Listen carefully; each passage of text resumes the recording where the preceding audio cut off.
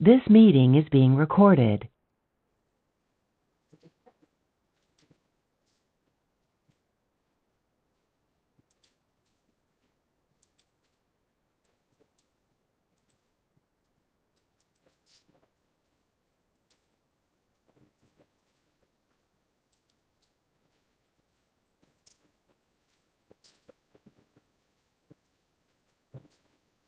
सलाम अलैकुम। आज का बाइबल पठन गिनती अध्याय 2। डेरे की व्यवस्था।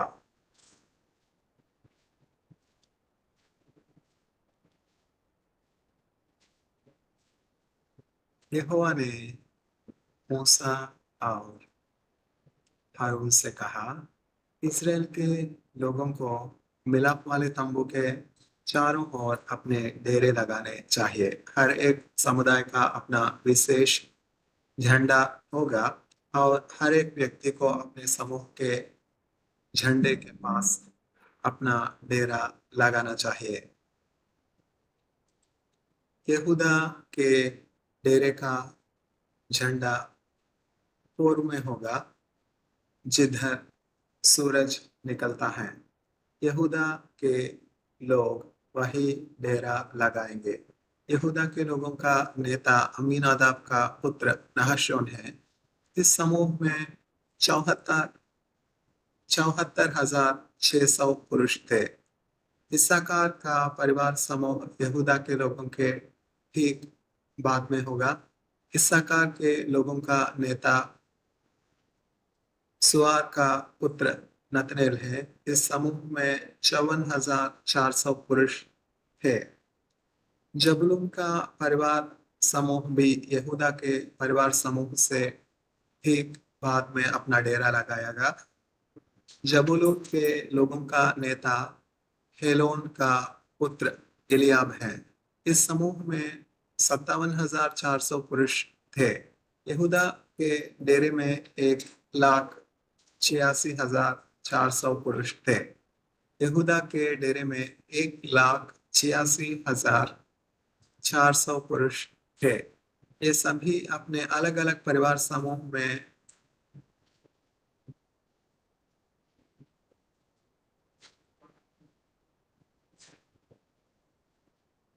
बांटे हुए हैं। यहूदा पहला समूह होगा जो उस समय आगे चलेगा जब लोग एक स्थान से दूसरे स्थान की यात्रा करेंगे। रूबेन का झंडा पवित्र तंबू के दक्षिण में होगा। हर एक समूह अपने झंडे के पास अपना डेरा लगाएंगे। रूबेन के लोग को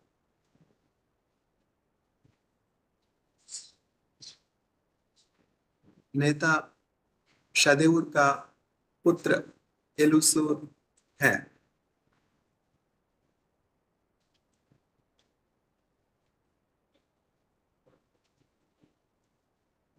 रूबेन के लोगों का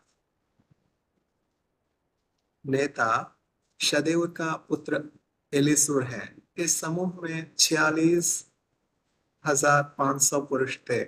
शिमोन का परिवार समूह रूबेन के परिवार समूह के ठीक बाद अपना डेरा लगाएगा। शिमोन के लोगों का नेता सूरी शद्दाय का पुत्र शलूमिएल है। इस समूह में 59,300 पुरुष थे। गाद का परिवार समूह भी रूबेन के लोगों के ठीक बाद अपना डेरा लगाएगा। गाद के लोगों का नेता रूएल का पुत्र एलियासाफ है। इस समूह में 45,450 पुरुष थे। रूबेन के डेरे में सभी समूहों के 1,51,450 पुरुष थे। रूबेन का डेरा दूसरा समूह होगा जो उस समय चलेगा जब लोग एक स्थान से दूसरे स्थान की यात्रा करेंगे। जब लोग यात्रा करेंगे तो लेवी का डेरा ठीक उसके बाद चलेगा। मिलाप वाला तंबू दूसरे अन्य डेरों के बीच उनके साथ रहेगा। लोग अपने डेरे उसी क्रम में लगाएंगे जिस क्रम में वे चलेंगे। हर एक व्यक्ति अपने परिवार के झंडे के साथ रहेगा। एफ्राइम का झंडा पश्चिम की ओर रहेगा। एफ्राइम के परिवार के समूह वही डेरा लगाएंगे। एफ्राइम के लोगों का नेता अमीहूद का पुत्र एलीशामा है। इस समूह में 40,500 पुरुष थे। मनुष्य का परिवार समूह एफ्राइम के परिवार के ठीक बाद अपना डेरा लगाएगा। मनुष्य के लोगों का नेता पदासूर का पुत्र गमलीएल है। इस समूह में 32,200 पुरुष थे। बिन्यामीन का परिवार समूह भी एफ्राइम के परिवार के ठीक बाद अपना डेरा लगाएगा। बिन्यामीन के लोगों का नेता गिदोनी का पुत्र अबीदान है। इस समूह में 35,400 पुरुष थे। एफ्राइम के डेरे में 1,08,100 पुरुष थे। यह तीसरा परिवार होगा जो तब चलेगा जब लोग एक स्थान से दूसरे स्थान की यात्रा करेंगे। दान के डेरे का झंडा दान के डेरे का झंडा उत्तर की ओर होगा। दान के परिवार का समूह वही डेरा लगाएगा। दान के लोगों का नेता अमीशदाई का पुत्र अहीएजेर है। इस समूह में 62,700 पुरुष थे। आशेर का परिवार समूह दान के परिवार समूह के ठीक बाद अपना डेरा लगाएगा। आशेर के लोगों का नेता ओक्रान का पुत्र पगीएल है। इस समूह में 41,500 पुरुष थे। नप्ताली का परिवार समूह भी दान के परिवार समूह के ठीक बाद अपने डेरे लगाएगा। नप्ताली के लोगों का नेता एनान का पुत्र अहीरा है। इस समूह में 53,400 पुरुष थे। दान के डेरे में 1,57,600 पुरुष थे। जब लोग एक स्थान से दूसरे स्थान की यात्रा करेंगे तो यह चलने वाला आखिरी परिवार होगा। यह अपने झंडे के नीचे अपने डेरा लगाएगा। इस प्रकार से इज़राइल के लोग थे। वे परिवार के अनुसार गिने गए थे। सभी डेरों में अलग अलग समूहों के सभी परिवारों के पुरुषों की समूची संख्या थी 6,03,550।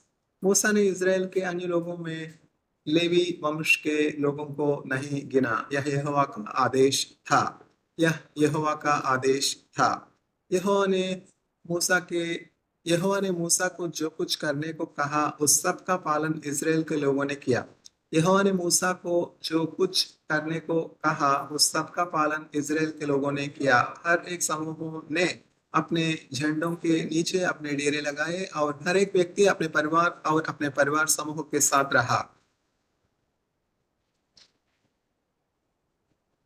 गिनती अध्याय 3। हारून का याजक परिवार। जिस समय यहोवा ने सिनाई पर्वत पर मूसा से बात की उस समय हारून और मूसा के परिवार का इतिहास यह है। हारून के 4 पुत्र थे। नादाब पहलौता पुत्र था। उसके बाद अबीहू, एलियाजर और इतामार थे। ये पुत्र चुने हुए याजक थे। इन्हें याजक के रूप में यहोवा की सेवा का विशेष कार्य सौंपा गया था। किंतु नादाब और अबीहू यहोवा की सेवा करते समय पाप करने के कारण मर गए। उन्होंने यहोवा को भेंट चढ़ाई किंतु उन्होंने उस आग का उपयोग किया जिसके लिए यहोवा ने आज्ञा नहीं दी थी। इस प्रकार नादाब और अबीहू वही सिनाई की मरुभूमि में मर गए। उनके पुत्र नहीं थे। अतः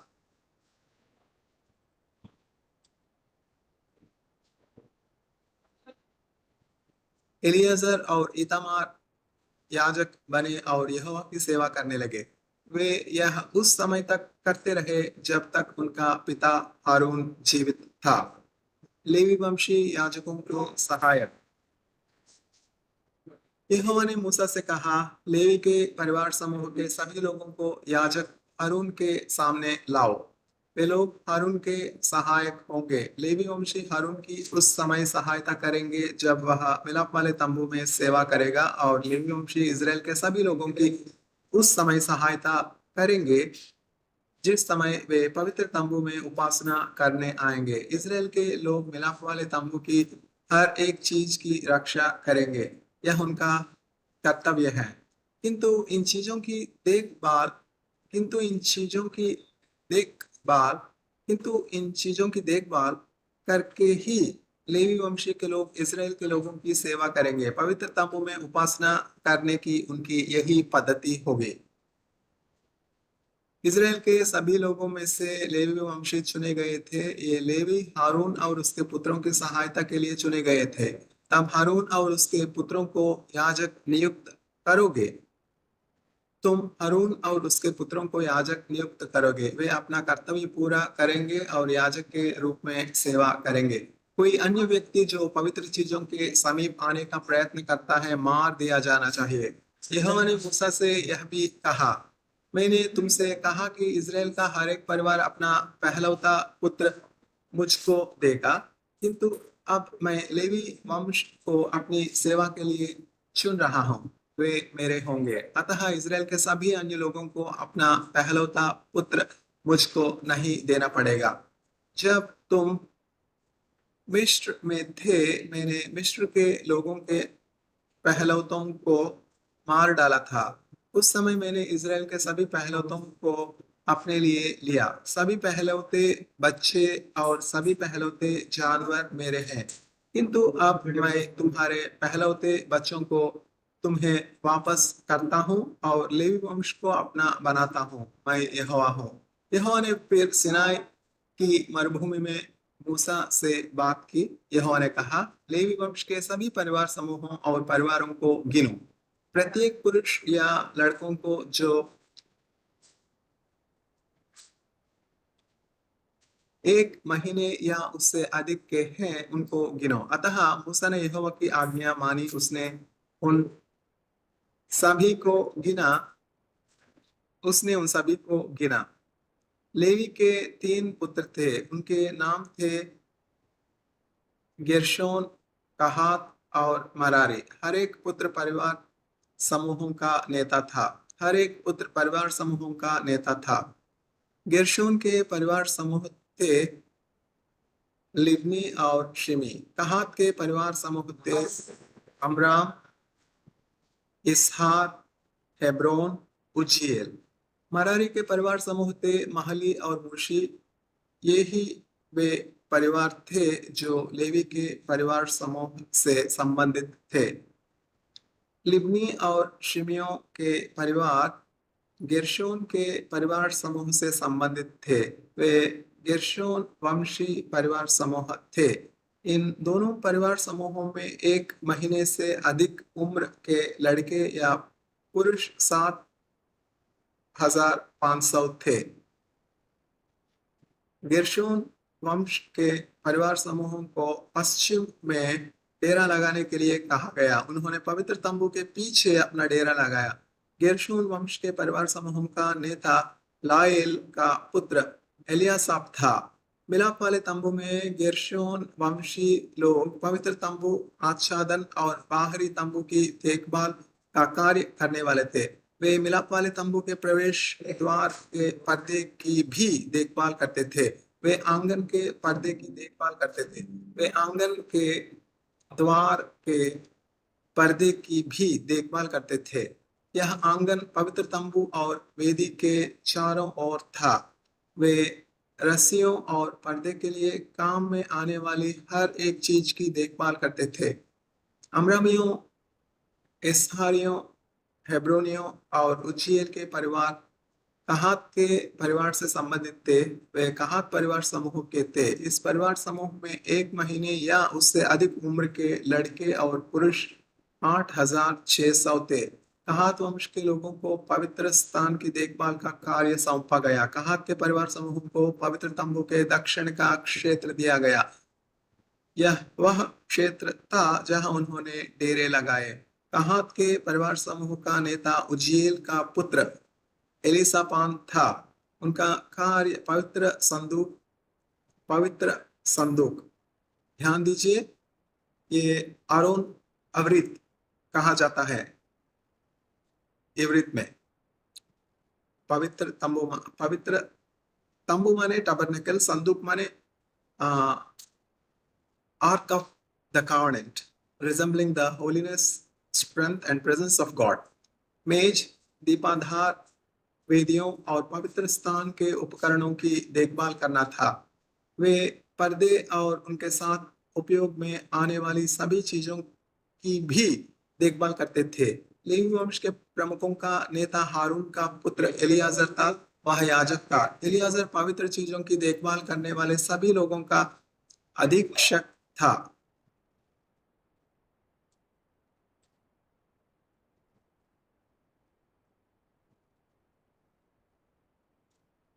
महली और मूशियों के परिवार समूह मरारी परिवार से संबंधित थे। 1 महीने या उससे अधिक उम्र के लड़के और पुरुष महली परिवार समूह में 6200 थे। मरारी समूह का नेता अबीहाइल का पुत्र सूरियल था। इस परिवार समूह को पवित्र तंबू के उत्तर का क्षेत्र दिया गया था। यही वह क्षेत्र है जहां उन्होंने डेरा लगाया। मरारी लोगों को पवित्र तंबू के ढांचे की देखभाल का कार्य सौंपा गया। वे सभी छड़ों, खंभों, आधारों और पवित्र तंबू के ढांचे में जो कुछ लगा था उन सब की देखभाल करते थे। पवित्र तंबू के चारों ओर के आंगन के सभी तंबों की भी देखभाल किया करते थे। इनमें सभी आधार, तंबू की खूंटियां और रस्सियां शामिल थी। मूसा, हारून और उसके पुत्रों ने मिलाप वाले तंबू माने टबरनेकल, मिलाप वाले तंबू के सामने पवित्र तंबू के पूर्व में अपने डेरे लगाए। उन्हें पवित्र स्थान की देखभाल का काम सौंपा गया। उन्होंने यह इजराइल के सभी लोगों के लिए किया।